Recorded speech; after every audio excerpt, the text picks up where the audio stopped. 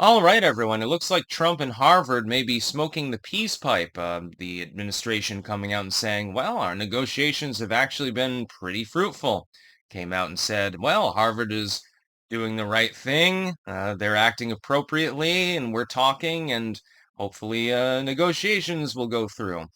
This is a good thing because the Trump administration and Harvard are locked in multiple legal battles at this point with regards to federal funding, immigrant students, DEI programs, of course, and things of that nature. Legalized discrimination is what you can actually label it. And it looks like they've actually had fruitful conversations. This is something that was slightly unexpected. Myself, I expected Harvard would basically lock down and say, screw off. I suppose that the loss of multiple millions of dollars of endowments probably helped the negotiations to go forward. That's my suspicion. It's really just about the money. Harvard tends to be a legacy college. That is, that Harvard University, many of the people that go there, their mom or dad went there, and their mom and dad went there, and so on forth. It's basically like a blood lineage of sorts. That's why you have all that weird cultish behavior with their uh, odd fraternities and so forth. By the way, most of those are more jokes than anything else. I think it's basically trying to haze new students by forcing them to kiss a skeleton or something like that.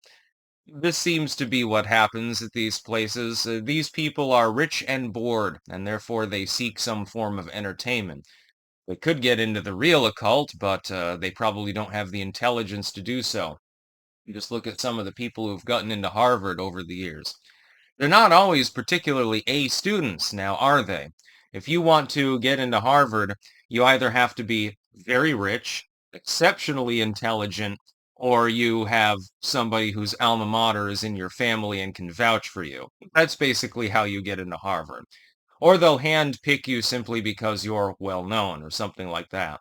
So Harvard is a very interesting university and churns out a lot of politicians and lawyers and things like that. Eminent doctors, people who claim to do activism, and they collect money for, trying to destroy the Second Amendment or something like that.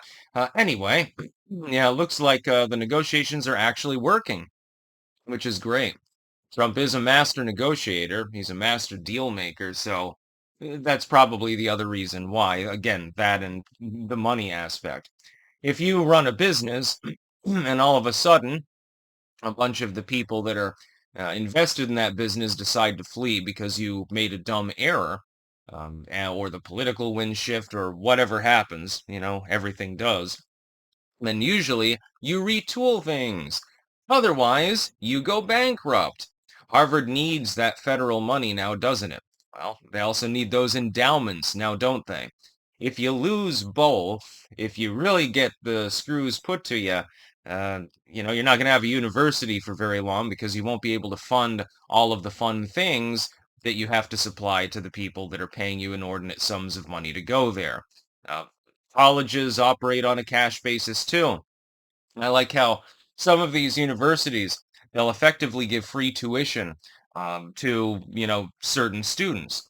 They can only do that because of a combination of endowments by rich people who they have alienated partially and funding, often from the government in some way, shape, or form. And without that, you're screwed. You're no longer going to be able to offer the sort of things that will cause those people to actually want to come to your college or university. Whether it's public or private really is completely meaningless. I'm wondering if Trump's going to go after UVM, the ultimate DEI campus probably of the Eastern Seaboard. That would be funny. And I would support it too. I went to UVM for several years. You'd see a lot of NIMBYist liberals there, faux leftoids, you could call them. They're leftoid in the sheets, but not in the streets. When they go out in public, they try to act presentable, but if you get them loaded a little bit, get them a little bit high, give them a couple of beers, they'll say all sorts of weird racist shit, and sexist shit too. Trust me, I was there. I've actually seen it myself, although I will admit Most of UVM's campus now is not Vermonters, it's people from the West Coast mainly. Californians and stuff. That might have something to do with it. Trump and Harvard appear to be coming close to some sort of closure that'll get rid of these lawsuits and so forth. Personally, I think that Trump should hammer that out as quickly as possible and then focus on issues that are a little bit more meaningful. We still need more border wall. We still need to address the issue of cartel activity and fentanyl within the United States. We have several wars now that we have to deal with. We've got a kerfuffle with Iran that hopefully doesn't explode into a regional conflict. You've got Israel v. Hamas. You've got Ukraine, all of these things. These need to be diplomatically addressed. Those are the things that I want Trump to focus on. That and cost of living, inflation and taxes and so forth. This is what we voted Trump for. This is an interesting side issue, and it's one that I guess he probably in the end he's going to win actually. But it's not so meaningful as some of the more macro policies, you could call them, that affect everyone instead of just affecting people who happen to be associated in some way with Harvard. Again, interesting, an easy victory, I guess, potentially, but not a particularly meaningful one. That's about all. Peace out.